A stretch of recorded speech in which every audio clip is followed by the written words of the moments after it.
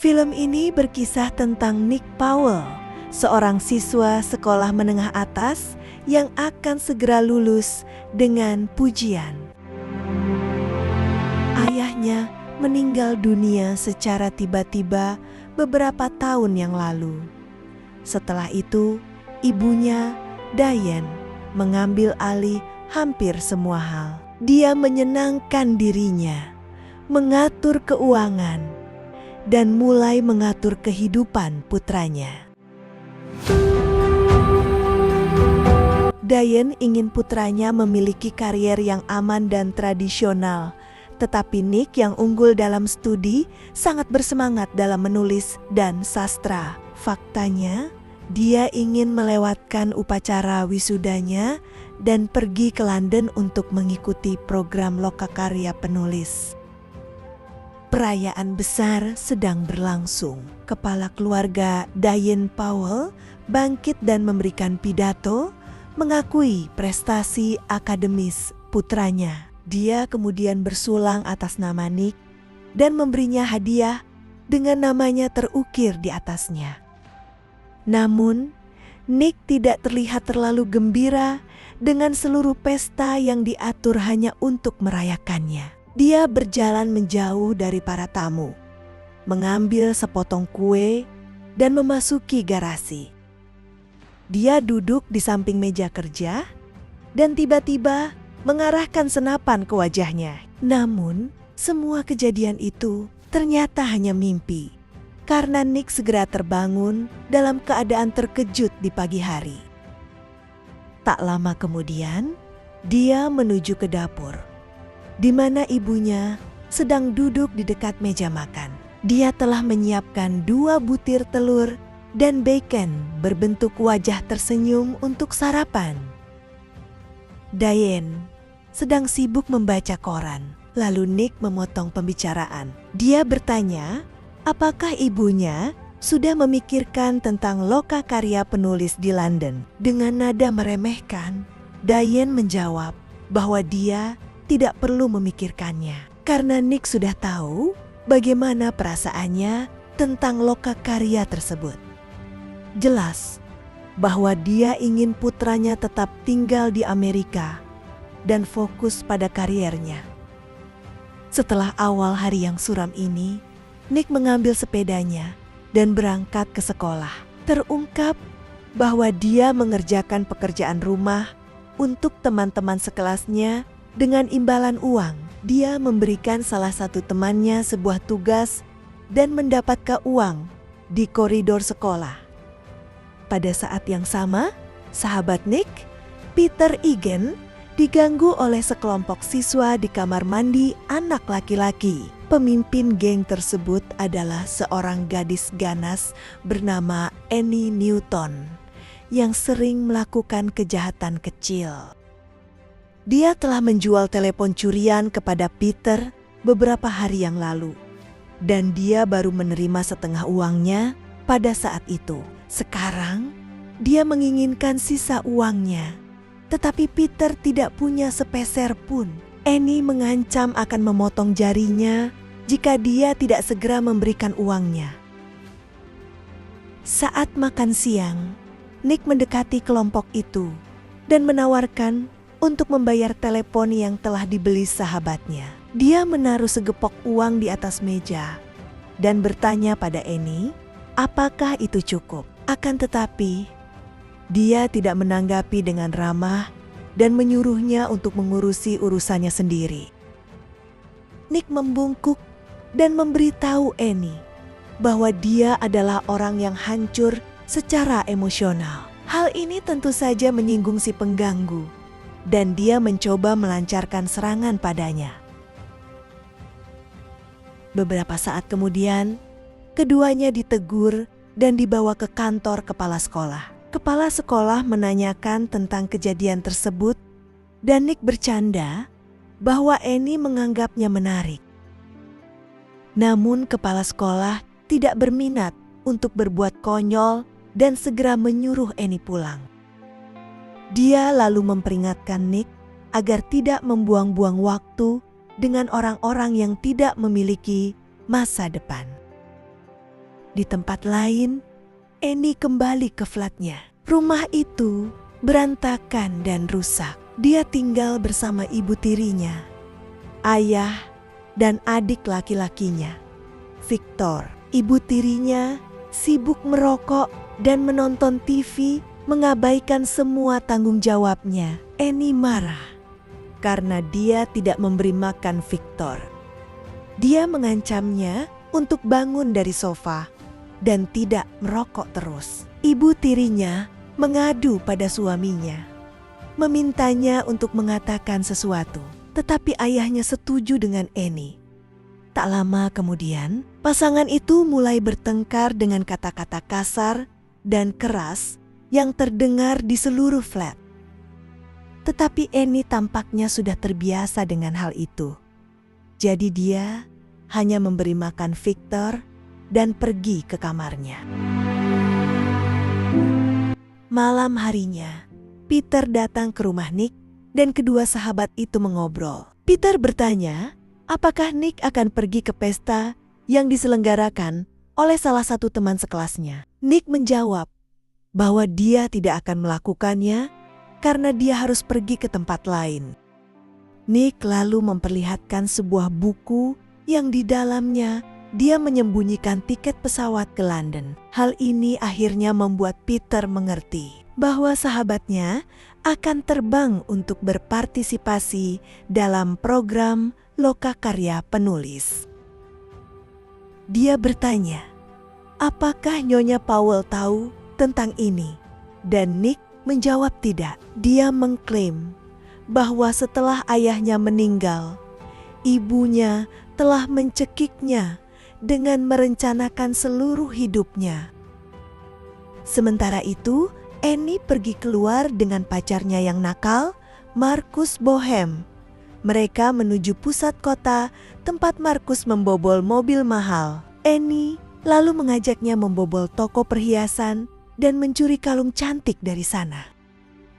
Keduanya lalu melarikan diri dengan mobil curian itu tepat saat polisi tiba di tempat kejadian. Keesokan paginya, Annie bersiap berangkat ke sekolah setelah menghabiskan malam bersama pacar penjahatnya. Marcus memintanya untuk meninggalkan tas berisi perhiasan curian itu, tetapi tampaknya dia tidak begitu mempercayainya. Hal ini membuat Marcus sangat marah sehingga dia mengancam akan memberitahu pihak berwenang tentang kejahatan Annie. Beberapa waktu kemudian, Annie sampai di sekolah dan menyimpan kalung curiannya di lokernya. Peter yang berdiri di dekatnya secara tidak sengaja memperhatikan dia melakukan hal itu. Dia hendak menghindar ketika Annie melihatnya sedang menatap ke arahnya. Segala sesuatunya mulai menjadi buruk ketika tak lama kemudian polisi tiba di sekolah dan menangkap Annie atas tuduhan pencurian. Mereka juga membobol lokernya dan menemukan perhiasan yang dicuri. Annie kemudian menelepon kekasihnya dan memberitahunya bahwa dia telah ditangkap. Marcus berpura-pura tidak bersalah, sementara dia mengaku tahu siapa yang mengadu ke polisi. Kemudian ketika Nick pulang, ibunya memberitahu dia bahwa maskapai penerbangan telah menelepon. Dia mengungkapkan bahwa penerbangannya telah dijadwalkan ulang. Yang jelas, ibunya sekarang tahu tentang perjalanannya ke London. Nick panik. Dia berkata bahwa dia bisa menjelaskan, tetapi ibunya tampak kecewa dengan tindakannya. Malam harinya, Peter sedang menuju ke sebuah pesta rumah. Tiba-tiba dia diserang oleh Annie dan kelompoknya. Annie berpikir bahwa Peter adalah orang yang mengadukannya ke polisi dan ingin membalas dendam atas hal itu. Marcus begitu gugup sehingga dia langsung mengarang cerita palsu. Dia mengira bahwa Nick sudah dalam penerbangan ke London. Dia berbohong dan mengatakan bahwa Nicklah yang telah memberitahu polisi tentang seluruh kejadian itu. Adegan kemudian beralih ke pesta rumah. Terlihat bahwa Nick telah berubah pikiran tentang pergi ke London. Dia menyerahkan tiket dan dokumen pemesanan hotelnya kepada seorang gadis acak di pesta itu. Dia kemudian keluar rumah dan berjalan-jalan. Dia diikuti oleh sebuah mobil tua. Ternyata Annie dan gerombolannya sedang membuntuti dia. Begitu dia sampai di jalan yang agak sepi, mereka turun dari kendaraan dan mulai memukulinya. Peter terpaksa menonton dari dalam mobil saat sahabatnya ditendang tanpa ampun di tanah. Beberapa saat kemudian, Annie menghampiri Nick dan dengan sinis bertanya siapa yang rusak sekarang. Nick membalas dengan mengatakan bahwa dia masih orang yang hancur secara emosional. Hal ini membuat Annie marah dan dia menendang Nick sekuat tenaga. Nick terguling dan kepalanya terbentur batu. Panik dengan tindakan mereka, salah satu anggota geng memeriksa Nick. Dia melihat Nick hampir tidak bernapas. Kelompok itu takut kalau mereka telah melakukan pembunuhan. Annie lalu memerintahkan anak buahnya untuk membawa Nick. Dengan berat hati, mereka lalu membawanya ke hutan. Selama proses ini, jam tangan Nick jatuh ke tanah, tetapi tidak ada yang menyadarinya. Kelompok itu membuang mayat Nick di saluran pembuangan air. Setelah kejadian mengerikan itu, Annie memutuskan untuk pergi ke rumah pacarnya. Sampai di sana, dia mengaku telah membunuh Nick dan menceritakan kejadiannya. Dia memohon pacarnya mau membantunya mengarang cerita yang dapat dipercaya tentang kejahatan itu. Namun Markus mencoba mengusirnya karena dia takut polisi akan menangkapnya juga. Marah dengan pengkhianatan ini, Annie mengingatkan Markus bahwa dia dapat mengungkapkan lokasi semua mobil yang telah dicurinya selama bertahun-tahun. Dia kemudian pergi ke jembatan terdekat dan membakar semua pakaiannya di bawahnya.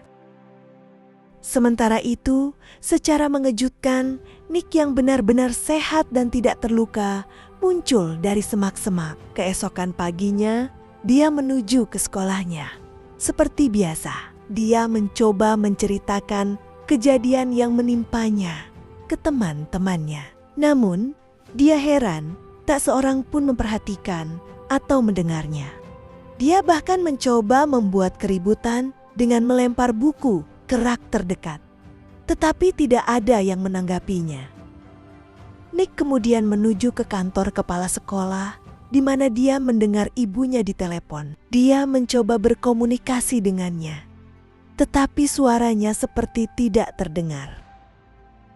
Bingung dan takut, Nick mencoba berlari pulang, tetapi malah tertabrak mobil di tengah jalan. Sebuah truk kargo besar kemudian menabraknya, tetapi secara mengejutkan dia tak cedera sedikit pun. Nick lalu menyadari bahwa tidak ada satupun orang di jalan yang memperhatikan kejadian kecelakaannya. Tak lama kemudian, Nick sampai di rumah. Dia melihat ibunya berbicara dengan polisi setempat. Di telepon, dia mencoba menarik perhatiannya, tetapi ibunya tidak mendengar atau melihatnya. Ternyata dia telah melaporkan bahwa putranya hilang dan pihak berwenang sedang mencari keberadaannya. Hal ini akhirnya membuat Nick menyadari bahwa dia mungkin sudah mati. Beberapa waktu kemudian, detektif Kate dan Brian mulai menyelidiki hilangnya Nick secara tiba-tiba. Mereka mengamati jejak ban beberapa meter di dalam hutan. Mereka juga melihat kaca spion yang pecah tergeletak di sana. Mereka juga mendapat informasi tentang pertengkaran yang terjadi antara Annie dan Nick beberapa hari sebelumnya di sekolah. Jadi, mereka menuju ke rumah Annie dan menemukannya sedang duduk di balkon. Detektif Brian yang pernah bekerja dengan ayah Annie bertanya, apakah dia baru-baru ini bertemu Nick. Dia berbohong bahwa dia belum melihatnya sejak mereka bertengkar di sekolah. Brian tahu bahwa Annie sedang mengalami masa sulit karena pernikahan kedua orang tuanya, memutuskan untuk membiarkannya. Dia hanya meminta untuk menghubungi mereka jika menemukan sesuatu yang mencurigakan sebelum meninggalkannya sendirian. Sementara itu, tim pencari dibentuk untuk mencari Nick di hutan. Sementara itu, Nick yang sudah menerima kenyataan bahwa ia sudah meninggal berada di kamarnya, memikirkan apa yang harus dilakukan. Dia melihat seekor burung cantik di pagar teras tepat di luar ruangan. Burung itu nampaknya terluka parah dan hampir mati. Seekor burung tiba-tiba muncul dan hinggap di bahunya. Burung itu persis seperti burung yang terluka itu. Nick lalu mengambilnya di tangannya. Namun burung itu tiba-tiba menghilang. Pada saat yang sama, burung yang terluka di teras itu mati. Hal ini akhirnya membuat Nick menyadari apa yang terjadi. Dia tidak mati, tetapi mengalami pengalaman keluar tubuh. Bentuk spiritualnya akan lenyap setelah dia benar-benar mati di dunia nyata. Sementara itu, Detektif Brian mengunjungi Marcus di garasinya dan bertanya tentang perampokan toko perhiasan. Marcus mengatakan dia tidak tahu tentang kejadian tersebut dan berbohong bahwa dia bekerja di sini. Namun detektif tersebut tidak sepenuhnya yakin dan meminta Marcus untuk menelepon kantor polisi jika dia bertemu Annie. Kemudian pada hari itu, Marcus yang gugup menghentikan Peter di jalan dan memberitahunya bahwa dia sedang dikejar polisi. Marcus dan Peter kembali ke hutan, tempat Nick terakhir dibuang.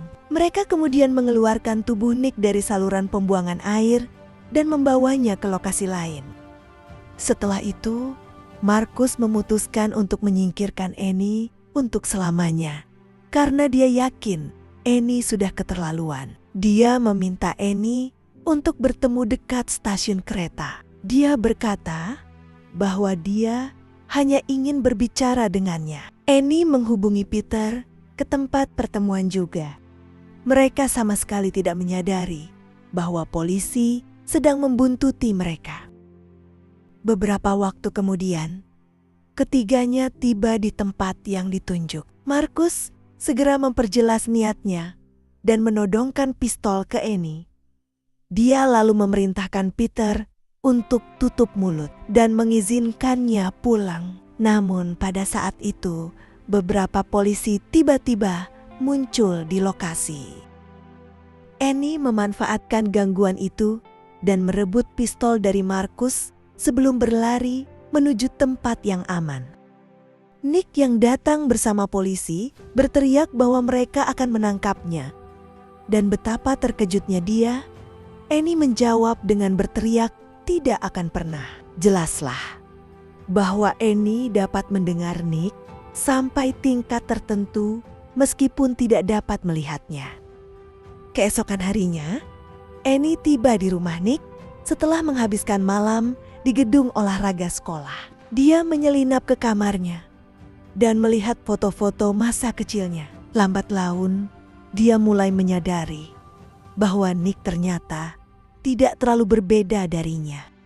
Mereka berdua tumbuh dalam rumah tangga yang berantakan dan menghadapi masalah yang sama seperti orang tua yang jauh secara emosional. Fakta bahwa dia membunuhnya karena marah mulai membebani hati nuraninya.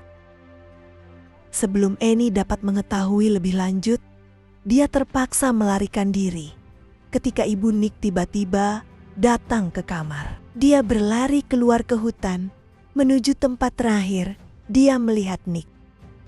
Annie tidak dapat menemukan mayat Nick di bawah saluran pembuangan air. Namun, dia menemukan bungkus permen karet nikotin di dekatnya yang membuatnya yakin bahwa Markus telah datang ke sini. Kemudian, Annie melacak keberadaan Markus lalu menodongkan senjata padanya. Markus akhirnya mengakui bahwa dia telah memindahkan tubuh Nick dari posisi sebelumnya. Sekarang ia berada di kaki bendungan yang akan dibuka sekitar setengah jam lagi. Mendengar hal itu, Annie mencoba pergi. Tetapi Markus yang menyembunyikan pistol menembak perutnya. Annie membalas dan menembak balik mengenai bahunya. Dia terluka parah, tetapi berhasil menelepon detektif Brian dan memberitahunya di mana mayat Nick berada. Segera setelah itu, polisi tiba di bendungan dan berhasil menemukan Nick tepat waktu. Dia segera dibawa ke rumah sakit dan dirawat di ICU. Nick mungkin telah diselamatkan dari air yang dingin, tapi nyawanya masih tergantung pada seutas benang. Di sisi lain, Annie yang mengalami pendarahan hebat karena luka tembak langsung ke rumah sakit. Hati nuraninya merasa bersalah atas semua perbuatan mengerikan yang telah dilakukannya. Dia masuk ke ruang ICU tempat Nick dirawat dan memohon ampun padanya. Annie berbaring di sisinya dan perlahan-lahan roh Nick kembali ke tubuhnya sendiri. Sayangnya, pada titik ini, Annie telah kehilangan terlalu banyak darah dan akhirnya meninggal karena luka-lukanya. Film berakhir saat Nick mengunjungi saudara laki-laki Annie, Victor, beberapa minggu kemudian dan bermain dengannya.